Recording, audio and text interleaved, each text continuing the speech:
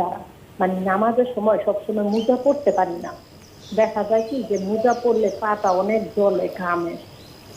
শীতের সময় পরা যায় হুজুর, কিন্তু গরমের সময় তো পরা যায় না। দেখা যায় পা পর্যন্ত ঢাইকা নিলাম, কিন্তু রুকু সিজদা করতে গেলে পায়ের আঙ্গুলের উপরের যে অংশটা আর কি, পায়ের তলা না, পায়ের উপরের আঙ্গুলের যে অংশটা গিরার পরে থেকে সেটা দেখা যায় বের হয়ে যায় বা দেখা যায়, কিন্তু ঘরে কেউ থাকে না, মনে করেন একা, শুধু আমি একা, কোনো হাজব্যান্ডও থাকে না, ছেলেও থাকে না, অন্য কোনো মাহারামি থাকে না। সেক্ষেত্রে কি মোজা যদি না পড়ি তাহলে কি নামাজটা হবে না মাকরু হবে? আর মোজাটা কি পাতলা পরা যায় হুজুর? এক ধরনের মোজা আছে একেবারে পাতলা, নাকি ভারীটাই করতে হবে? এই একটা প্রশ্ন।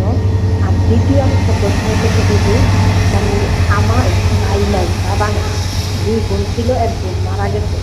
এখন আমার নানার বাড়ির যে সম্পদটা আমার মাকে ভালোটা দিতে চায় আর কি, মনে করেন যেটা কম দামি ডাইনি বলে, তো ওনার তো ছেলে নাই।